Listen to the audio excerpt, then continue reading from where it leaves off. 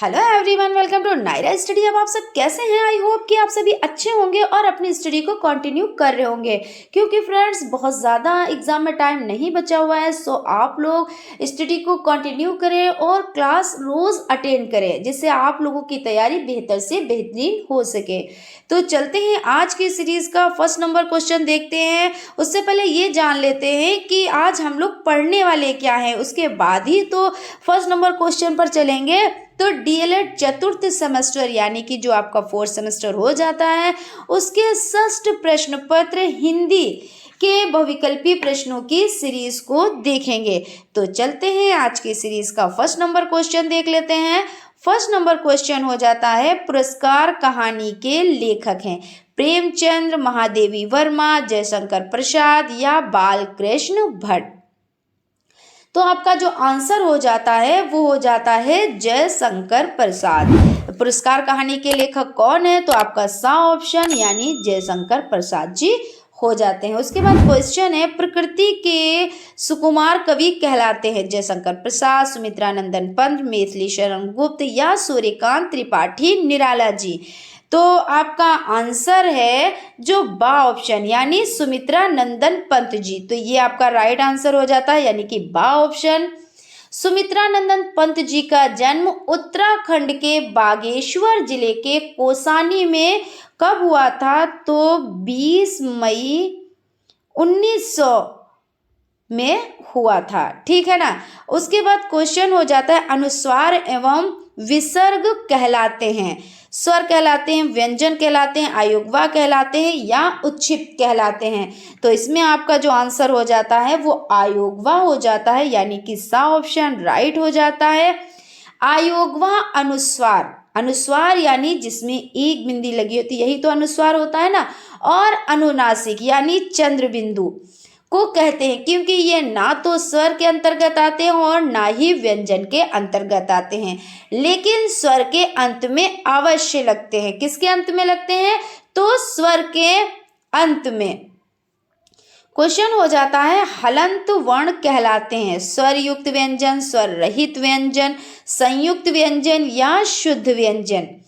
पाणिनि ने व्यंजनों की ध्वनि के लिए जो तकनीकी शब्द प्रयोग किया है वो है हल। जहां व्यंजन की ध्वनि समाप्त होती है वह है हलंत।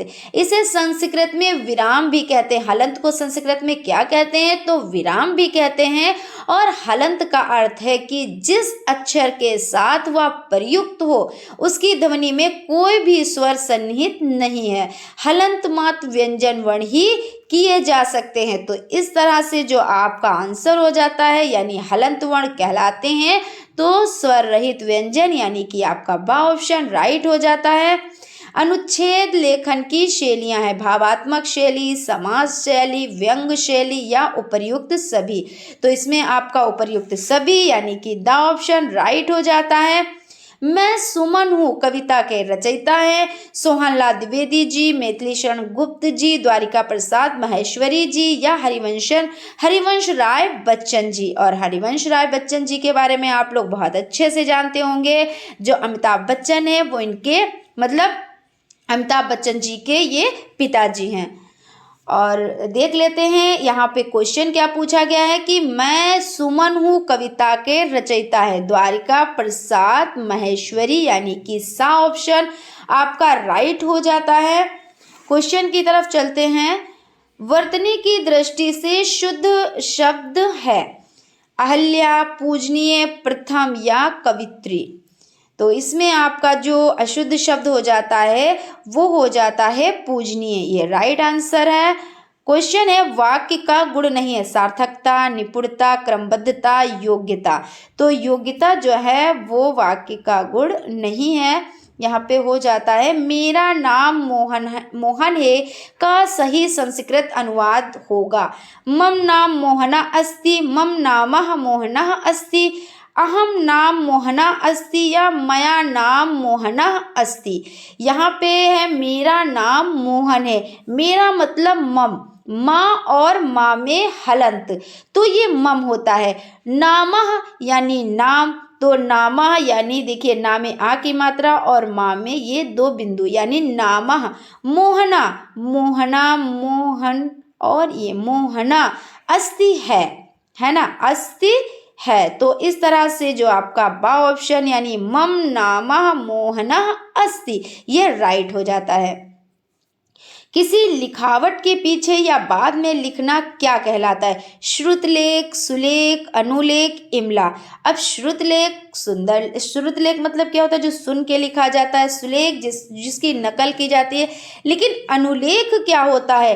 तो प्रारंभिक कक्षाओं में कापी में अध्यापक द्वारा दिए गए अक्षरों की बनावट का अनुकरण करना अथवा अध्यापक के लिखने के बाद श्यामपट्ट से जैसे का तैसा लिखना क्या कहलाता है?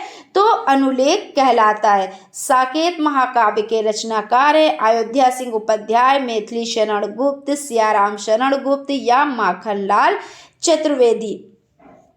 आपका आंसर हो जाता है मैथिली शरण गुप्त यानी कि जो बा ऑप्शन है वो राइट हो जाता है। साकेत का रचना काल अगर इसकी बात की जाए तो 1924 से लेकर 1932 तक का है। कब से कब तक? तो 1924 से और 1932 तक ये है। क्वेश्चन हो जाता है आपका उच्चारण के समय ध्वनि के समुचित आरोह अवरोह को क्या कहते हैं? स्वराघात, लय, गति या विराम। तो सबसे पहले स्वराघात के बारे में जान लेते हैं। स्वराघात क्या है? जैसे हम आपको पढ़ा रहे हैं और इस पे हम लोग बहुत डिटेल में डिस्कस कर चुके हैं पिछली वीडियोस में, आप लोग प्लेलिस्ट में जाकर देख सकते हैं। लेकिन थोड़ा सा यहाँ पे डिस्कस कर लेते हैं। स्वराघात मतलब होता है जैसे हम आपको पढ़ा रहे हैं, ठीक है ना, तो क्या है? एक ही लय में पढ़ते चले जा रहे हैं। जैसे कोई चीज पढ़ना है तो उसको उसमें पूर्ण विराम या सांस भी नहीं ली, अर्ध विराम, क्वेश्चन मार्क, इस तरह का कुछ भी नहीं हमने यूज किया। क्या ऐसा तो नहीं है? हमने क्या किया? जैसे जिस लय में पढ़ाना है, जैसे कि जहां पे ठहरना है वहां पे ठहर भी रहे हैं, है ना, और एक स्पीड में नहीं पढ़ा रहे हैं, चीजों को समझ रहे हैं, उतार चढ़ाव भी हो रहा है ना। तो इस तरह से क्या होता है? ये स्वराघात होता है। तो यानी कि आपका जो राइट आंसर है वो आपका आ ऑप्शन यानी कि स्वराघात हो जाता है। अनुस्वार के बाद यदि पा वर्ग का व्यंजन आता है तो अनुस्वार का उच्चारण होता है जा या मा या गा या शा। तो इसमें जो आपका आंसर हो जाता है यहाँ पे अनुस्वार का चिन्ह पहले बात कर लेते हैं। तो अनुनासिक यानी इसमें दो ना है तो चंद्र बिंदु हो जाता है और अनुस्वार यानी एक बिंदु हो जाता है, ये अनुस्वार होता है। और ये मा यानी कि यदि ये मा यानी पा वर्ग के पंचम वर्ग का उच्चारण कर रहा है, ये किसका उच्चारण कर रहा है? तो पा वर्ग के पंचम वर्ग का उच्चारण कर रहा है और यहाँ पे जो माँ आपका हो जाता है ये राइट आंसर हो जाता है। उसके बाद क्वेश्चन है आवारा मसीहा के लेखक हैं विष्णु प्रभाकर, विष्णु गुप्त, शिव पूजन, कन्हैयालाल मिश्र प्रभाकर। आवारा मसीहा विष्णु प्रभाकर द्वारा रचित प्रसिद्ध बांग्ला लेखक शरत चंद्र चट्टोपाध्याय की जीवनी है, यानी आपका जो आंसर हो जाता है वो विष्णु प्रभाकर हो जाता है, यानी कि आ ऑप्शन राइट हो जाता है। काव्य की आत्मा है रस, छंद, अलंकार, उपर्युक्त सभी। तो इसमें जो आंसर है वो रस यानी मनोवेगों का सुगत संचार की काव्य की आत्मा है, यानी आपका जो आंसर हो जाता है वो आ ऑप्शन यानी कि रस हो जाता है। काव्य की आत्मा है तो रस।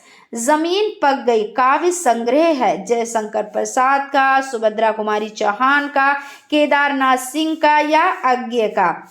यहाँ पे आपका आंसर हो जाता है केदारनाथ सिंह, यानी सा ऑप्शन आपका राइट हो जाता है। यहाँ से बाग, अकाल में, सारस आदि कई कविता संग्रह प्रकाशित हुई हैं। देवेंद्र शब्द में संधि है दीर्घ संधि, गुण संधि, वृद्धि संधि या यड़ संधि। तो देवेंद्र का विच्छेद करने पर क्या होता है? देवेंद्र का जब आप संधि विच्छेद करेंगे तो हो जाएगा देव प्लस इंद्र। क्या हो जाएगा? तो देव प्लस इंद्र होगा, यानी यहाँ पे क्या है? तो गुण संधि है। कौन सी संधि है? तो गुण संधि है। गुण संधि यानी आ, जो छोटा आ है उसको क्या कर देंगे, उसको बड़ा आ के साथ, छोटी ई है तो बड़ी ई का मेल होने पर ए ऊ, बड़ा ऊ का मेल होने पर अर हो जाता है। तो यहाँ पे आपका देव प्लस ऋषि यानी आ प्लस ऋण, देव ऋषि, महा प्लस इंद्र तो महेंद्र। देखिए महा और यहाँ पे महेंद्र यानी आ का क्या हो गया, ए, महेंद्र। तो यहाँ पे क्या हो जाती है, तो गुण संधि हो जाती है। तुम अपने कार्य में सफल रहो, किस वाक्य किस प्रकार का वाक्य है, इच्छावाचक, संकेतवाचक, आज्ञावाचक या संदेहवाचक, यानी तुम अपने कार्य में सफल रहो। तो यहाँ पे ये इच्छावाचक हो जाता है। कौन सा हो जाता है, तो इच्छावाचक। इच्छावाचक वाक्य जिसमें किसी प्रकार की इच्छा या शुभ कामनाओं का बोध हो। अब यहाँ पे क्या है, इच्छा तो नहीं हो रही है, यहाँ पे तुम अपने कार्य में सफल रहो, कोई आपको क्या कर रहा है, शुभ कामना दे रहा है ना। तो जहां पर शुभ कामना की बात हो या इच्छा की बात हो तो वहां पे इच्छावाचक हो जाता है। तो इस तरह से ऑप्शन आपका राइट हो जाता है। स्वच्छ शब्द का अर्थ है साफ सुथरा, छाती, कंधा या सुंदराक, तो सुंदराक हो जाता है। अगर स्वच्छ ऐसे लिखा होता तब आपका साफ सुथरा हो जाता है ना, सर्व शिक्षा अभियान, स्वच्छता अभियान, स्वच्छ वो चीज, सर्व शिक्षा अभियान तो सब पढ़े है ना, तो यहाँ पे हो जाता है आपका। उसके बाद है सुंदरता शब्द में संज्ञा है, जातिवाचक संज्ञा, व्यक्तिवाचक संज्ञा, भाववाचक संज्ञा, समुदायवाचक संज्ञा। तो यहाँ पे आपका जो आंसर हो जाता है वो भाववाचक संज्ञा हो जाता है। सूर्योदय में कौन सी संधि है, गुण, दीर्घ, अनुस्वार, वृद्धि। तो गुण संधि हो जाती है, यानी आपका जो आ ऑप्शन है वो राइट हो जाता है। क्वेश्चन है कौन सा शब्द अविभाव समास का उदाहरण है, सज्जन, प्रत्येक, गजारूढ़, द्विपाद। तो आपका जो आंसर है वो है अविभाव समास। अविभाव समास जिस सामासिक पद का पूर्व पद यानी जो पहला पद हो वो क्या हो, वो प्रधान हो और सामासिक पद अव्यय हो, अविभाव समास कहलाता है ना। तो अव्ययभाव समास के बारे में समझ लिया। अब इसमें है कौन सा, तो प्रत्येक, प्रति प्लस एक, प्रत्येक।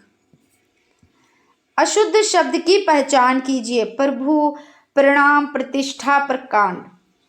यहाँ पे जो आपका आंसर हो जाता है वो प्रभु हो जाता है, क्योंकि आप जब लिखेंगे शुद्ध तो भामित छोटा ऊ की मात्रा लगाएंगे, है ना, और यहाँ पे क्या है तो बड़ा ऊ की मात्रा लगी हुई है, इसलिए ये अशुद्ध हो जाता है। शुद्ध वर्तनी वाले शब्द का चयन कीजिए, आशीर्वाद, आशीर्वाद, आशीर्वाद और आशीर्वाद। आप पढ़ेंगे तो एक जैसे आशीर्वाद ही इसको पढ़ेंगे, इसको आप आशीर्वाद पढ़ेंगे, और जो आ ऑप्शन है वो आशीर्वाद हो जाता है।